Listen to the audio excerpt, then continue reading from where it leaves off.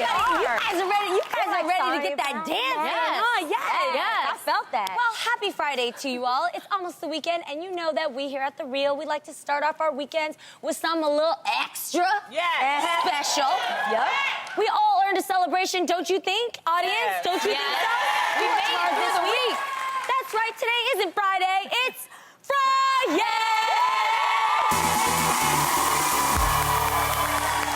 Okay. Yes. Today's Friday drink is something we all know and love. It's a refreshing coconut mojito. It's a mix of mint, lime, soda, rum, and coconut water to give it the island vibes you didn't even know you needed. To learn how to shake one of these up for yourself, you should mojito. I got that again. Mojito. No, mojigo. Let's mojigo to thereal.com for the cocktail and mocktail recipes. Now, let's get into some Friday girl chat. Cheers to you. Cheers. All right, cheers, everybody. Cheers. Mojigo. Thank you. Mojigo. Okay, first up, according to a recent op-ed by Megan Wright in Science magazine, if you're a female scientist, you should be putting down your phone and getting back to your microscope. The op-ed titled Instagram Won't Solve Inequality suggests that female scientists taking, quote, pretty selfies and fun videos captioned with cute emojis takes time away from their research, which ends up hurting women's progress in the field of science. Yeah, girl? Yeah. Okay. Just coughed a little bit. Well, as you can expect, this didn't sit well with many scientists, including Samantha Yamin, who argues that selfies are a way to create a community and connect fellow scientists with each other. Samantha is also encouraging her peers to use the hashtag #ScientistsWhoSelfie to show support for one another. Oh, that's cool. Okay? This is interesting. So, ladies, do you think that women should really be forced to choose between selfies or science? That's a silly. Oh. Yeah, that's silly. I mean, first of all, who says selfies are just for models and you know, people that's in the industry? That's, you know, I mean, it's a good way to encourage women to study different fields. So I think that it's a good thing, and I think that this is probably some tree monsters that's mad because they don't know how to take a selfie, you know, but I think it's a good thing because it's a good way to push out the whole, you know, professional curriculum of science and show that women can be beautiful and smart at the same time. I think it's great. For me, you know, when you think of scientists, sometimes you have the stereotype of what scientists, you know, look like, or you think they're like these savants that live on another island because they're so smart. So it's kind of refreshing to see that they're just like us. Yeah. So if they want to take a selfie, they can take a selfie. Let them take that They earned love it. that. Yeah. We're talking about selfies in science, but I don't think that this is a topic about selfies or science. I think this is about self-confidence. When you look at every arena in life, whether you're a mother or you're an entrepreneur or you're a scientist, there is nothing wrong with having a powerful self-confidence. When you take a selfie, that means you're saying, I like the way I look. I'm feeling myself right now. Maybe not every day, but right now I like me. And the people who like me do better in the world altogether. You know what I'm They saying? have that confidence. Right. They're better to coexist with. I hate the idea that they're like trying to say that by them taking a selfie, it's taking away time from them doing their research. If there's time to go to the bathroom, there's time to take a selfie, okay? Sometimes the best lighting is in the bathroom. You told us that. I think the idea that because they're scientists, they should dedicate their entire lives to this and only this is not healthy, number one. And number two, I think that it's about self-love, just like you said. And again, you're actually spreading the word of what, you know, somebody may not go on Instagram and want to see a vial or like, what else do they use in chemistry? Yeah, like a set of like smoking bottles. But if they saw a woman taking a photo, the person might actually click on that and say, I wonder what this is. And that can actually lead someone to some great science information that they never would have known. And it's important to see women that look like women and different types of women. And so that's what selfies do. You know? And that a selfie doesn't always have to be glammed up. No, It's amazing for a woman to take a selfie without any makeup or in her work garb. You know, I really like, I know this sounds crazy, but like I've been working out a lot at the gym lately.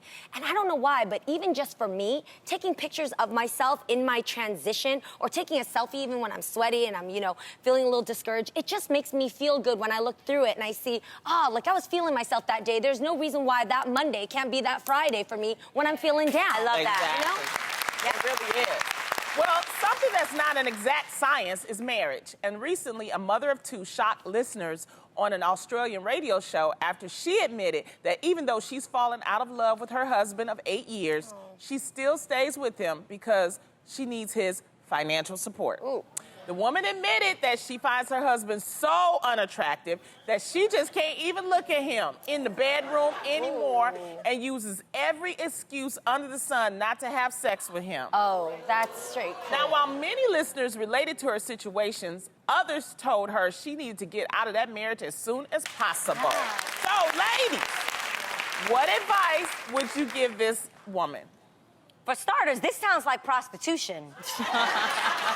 That you don't want to be with this person, you don't want to look at them, you don't want to lay down with them. And you're not even giving them any. Yeah, but because of money, you stay.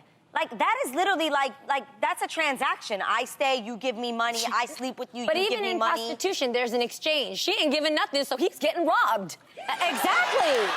Even worse, exactly. That is not a marriage. That is not a marriage. And I think that a lot of people that do stuff like this, I get it that maybe initially you don't have a plan, you don't have the finances. Work towards that, though. Figure out a situation. You're a grown person, and unless you're physically unable to work or, like, this just sounds ridiculous, and it sounds really lazy and incredibly selfish. It does. Selfish. Because he could get out there and get him somebody that loves him, that wants to make love to him, that doesn't look at him repulsively. And I just don't get why you wouldn't want that for someone you care about. What's crazy is that she has the audacity to say it out loud. So imagine how her husband feels. I mean, and she told the world about it. If I were him, I'd kick her out. Yeah, I'm just saying. Yeah. But I'd rather kind of love for herself. Yes, I'd rather get out of a relationship and start all over to be happy. Yes. You see what I'm saying? Yes. Instead of stay in a relationship and be unhappy, because that's a lot of energy. That's a lot of negative energy that you're living with every single day. Yeah. And you're showing your true colors, Missy. You are one selfish human being. Yeah. And she's showing that to her children. And her children, Her yes. children have a front seat row to what she is showing them what a marriage is not. Yes. What a marriage is not supposed to be. You're not supposed to just stay with somebody because financially it works for you. And I get that there's a lot of people that are going to watch this and be like, well, you have money. Yeah. I want to talk about that. Is that what you're going to say? Oh, I was looking at your face. I was like, wait. My issue with that is everybody has an option and an opportunity to go out there and hustle and work hard. And maybe you may not live in the glamorous situation that you may be in right now, but at least you'll have your self-worth. Self-worth and happiness. Yeah. I think in relationships, women go through things. Yes. And sometimes you need to get out of the situation. Sometimes you can't immediately get out of the situation. True. So Plan. what I do is I do an escape plan. Whenever I've been in situations when I was younger and I'm like, ugh, I need to get out of here, I got to start an escape plan. Yeah. And if I had to give advice to this woman, because she does have 2 children, I understand you don't want to see your children suffer. So I can't really blame her for that sacrifice, but I would say to plan something. Maybe start taking classes so that you can get you a job that can help take care of you and your children. Yes. Start doing that. Start saving money on the side. Like, you know, the money that he's giving you, if you could try, like, put some away or skim some off the top. You know what I mean? Really, because we're talking about real life here. Yeah, we're talking about, you know, the fact that, first of all, you're still unhappy.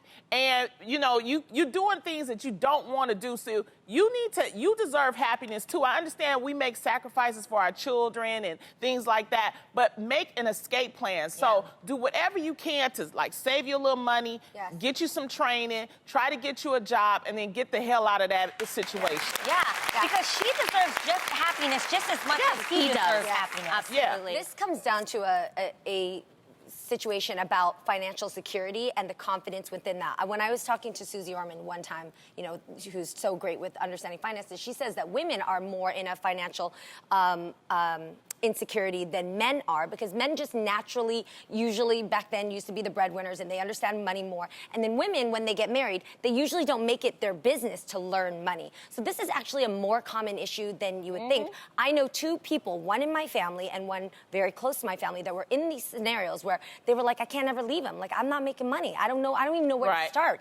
And so what you're saying is very, very true. And for anybody who is currently married today, it's never too late to understand your worth and how you can make money independently. Yeah, independently. Even if you're a working mom, even if you're a stay-at-home mom, there's a way to understand where you want to make your own residual, where you want to have something, because there's nothing like that fear, that glass ceiling that you place over yourself when you don't teach yourself something. Like sometimes you need to ask for help. If you have family members that can maybe help you out and help you with your escape plan, you know, go to your mama, go to your cousin, you know, like maybe you have to stay with somebody for a little while you get that money together. But I want to hear what you had to say, Tam. No, actually, my mom, when my sister and I were, you know, like in our teens, we understood the importance of like relationships and marriage. She told me at a very young age, I want you to never, ever, ever feel like you're stuck in a marriage because of finances. I want you to start young with investing your money and saving your money so that you can never, ever, ever be in that situation.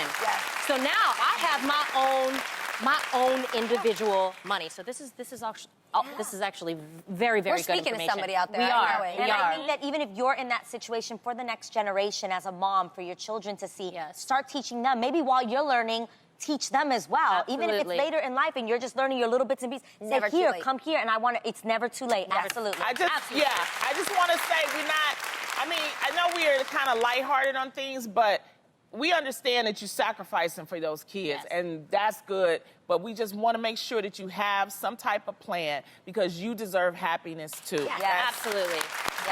Well, from marriage advice to parenting advice, one stay-at-home mom recently took to Mumsnet to ask fellow parents if it's okay to use her 3-year-old daughter's clothes to dress her 4-month-old son. Jumpman.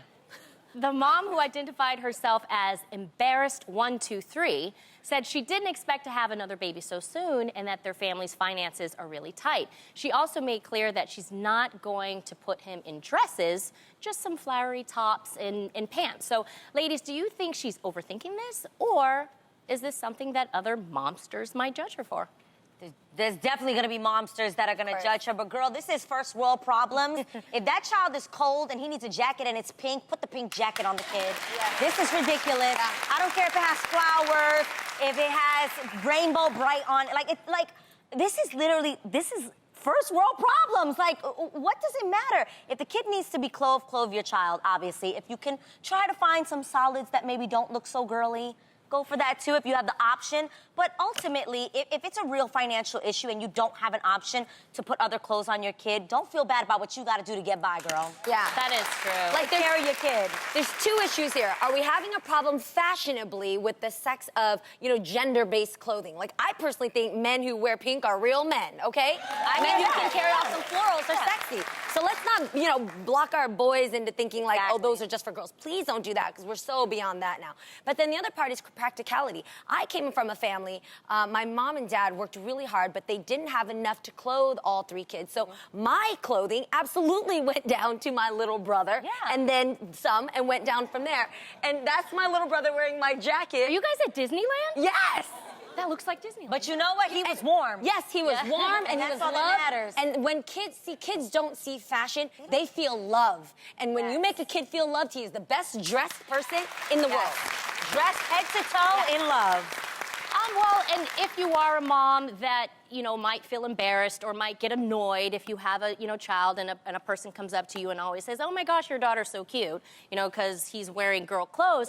There are actually really cool websites. There's a site called Swap Moms, where you can actually buy things from different moms, or you can just swap the clothes. So if you want to swap some of your your girl clothes for boy clothes, it works What's out. What's the website again? Swap Mamas. Swap Mom. That is super cool. Swap Mama. Yeah. And you can do it for free. For free.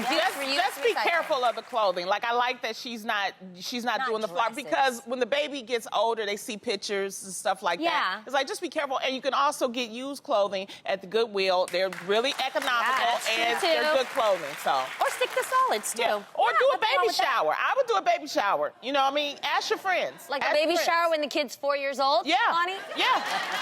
Yeah. If you can, you know. I hear that. You know, I would do Take that. up an offering, you know what I'm saying? He's 4 months. He's 4 months, so she can still technically have a baby And also, shower. you can say if you can, buy clothes for 0 to like 4 years. Sometimes I know my mom doesn't just buy like infant clothes. She buys like 2 years old, 4 years old, 6 years old. Thanks, Mom. Maybe even a word to the wise, though. Like, if you are having a child, maybe buy unisex stuff so that in the future you can reuse that clothes for your next child.